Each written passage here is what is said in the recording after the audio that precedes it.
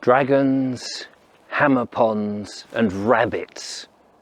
I'm in St Leonard's Forest near Horsham. Are you going to join me?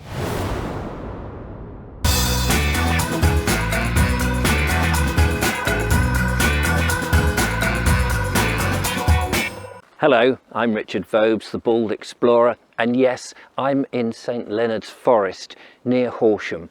I'm just up from, I think it's called Roost Hole, the car park that's in the Forestry Commission area.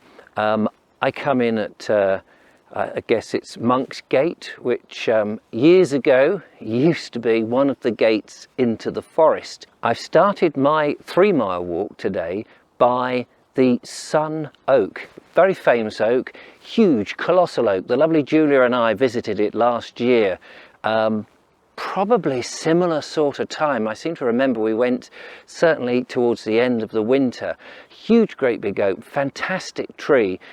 We had a look at that. Then we did another walk further that way, which I'm guessing must be to the east, through a bit of St Leonard's Forest.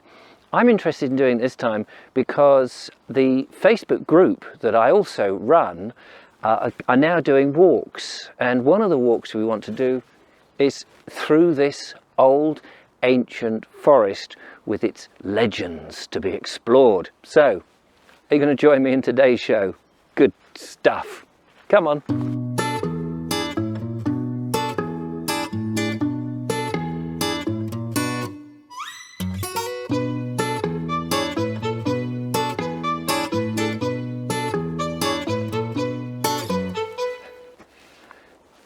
This is a great big fir tree. I'm walking up this lane, which runs up from the Sun Oak. It intrigued me when we were there before, and I thought, I wonder where it goes. And actually it is a public footpath. It's lined with these fir trees, which for the forest of St Leonard's, it just seems a bit incongruous because it's an ancient forest. Obviously these are planted, they're on both sides, so they must be an avenue. Down at the gate, there's a lodge, which tells me there must be a big house or something close by. I don't know. It's interesting to explore and find out, see what's up the other end.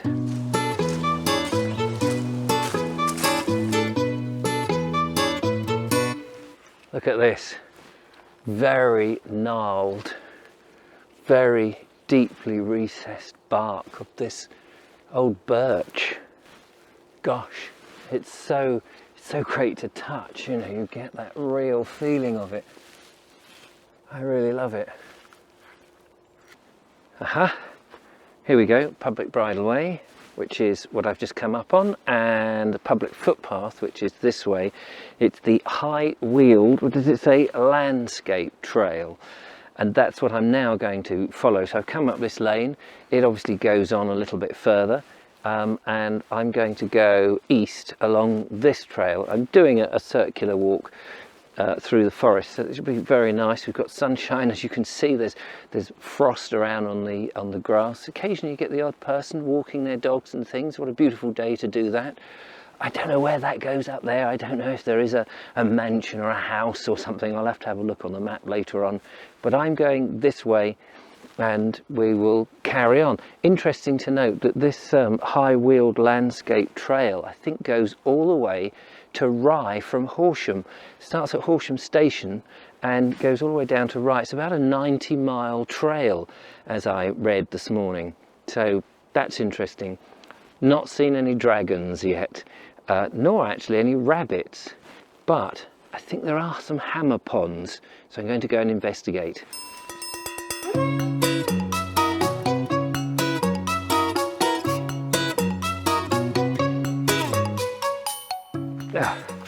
Yeah, right. This is wet and boggy, and it's melted and going into my shoes, which is not pleasant, but luckily they're pretty waterproof. I noticed that all along here are these rhododendrons, and I think I read that I don't know whether it was the 19th century that rhododendrons were planted, and they look spectacular. However, rhododendrons are notorious for getting out of control, and I think they've been cut back a lot here in the forest because they basically went ballistic.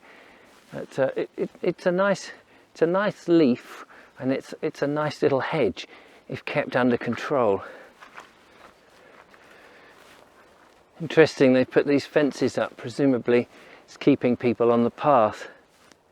You can't just wander wherever you like. There's plenty of legends and history associated with St Leonard's Forest, and it's not really the remit of this walking video to give you a full chapter and verse history of it.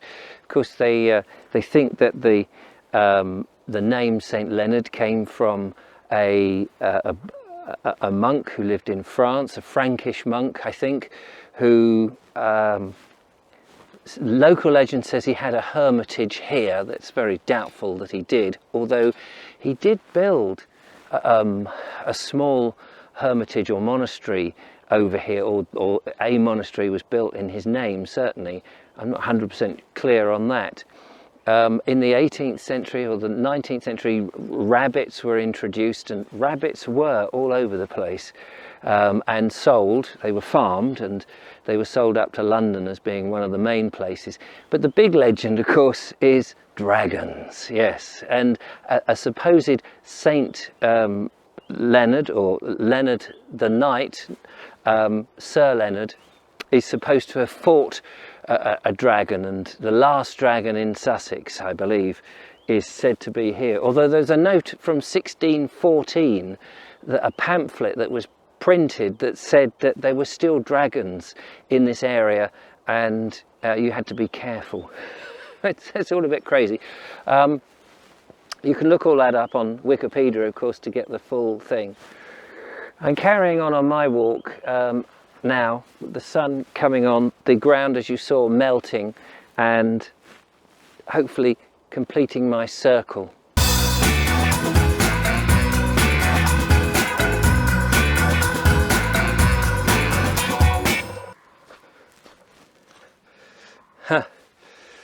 This pond looks pretty frozen up at the moment. Let's have a look. Oh yeah, that's frozen. I'm not going to risk walking on it by any means. There you go, did a bit. It's interesting to see these ponds, because these must be the remnants of the old hammer ponds, the ponds that were used to feed the mills, to feed the hammers, the tip hammer, I think, that was there working when they were smelting the iron. And all around there would have been charcoal burners from the trees, using the wood for the charcoal to heat up the ironstone high enough to extract the iron out of it. So it's pretty amazing. It's lovely to see these ponds still here, which gives us an insight to the history of that period back then in the 16th century. Very charming, very peaceful now, and the thing that you forget is back then this whole place would have been busy, a hive of activity. Now it seems incredibly serene. I'm cutting across, there's a huge field here, and I'm going down this little tree path, but I'm hoping to find a right-hand turn that will take me into a more wooded area. That should be up ahead. There's another pond. Let's just go down and have a quick look without falling in. This is what makes this really special for me. All these beautiful little ponds. You've got the snow and frost on the ground. There's a stillness in the air. There's a peace and quiet. You almost get away from the sound of the road and aeroplanes and everything. I love it.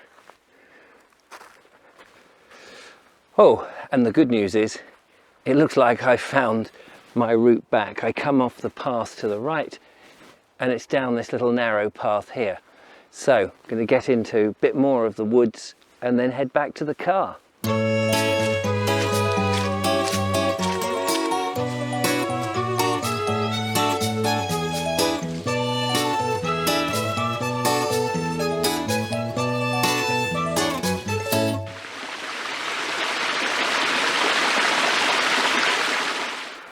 So this is a bit of a pain.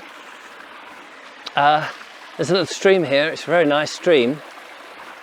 It looks like there's a path this way, but the path I want is that side of this stream. So that's a bit of a worry. I hope my feet don't get too wet. Ooh. Oh, good.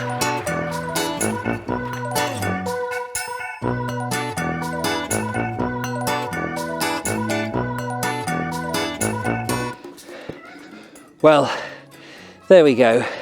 We seem to have run out of time. My feet aren't too wet. I've just come up the hill here through this very frosty, almost snow-covered area of the forest. I've probably got about a mile and a bit to wind my way, or wind my way, whichever it is, back that way and round back down to my car. But as time has beaten us once again, I can just tell you it's been an absolutely fantastic walk. I definitely recommend having a stroll, particularly at this time of year. When the ground is firm and not too muddy, get out early. That's what I would say. It's delightful. Anyway, don't forget to subscribe, like and follow, leave a comment, and why not become a patron and help me support the channel. A little bit of money slung this way, price of a cup of coffee or something once a month, really helps me put petrol in the car and get out to some of these wonderful places and share the countryside with you guys. Anyway, take care and I'll see you on the next one.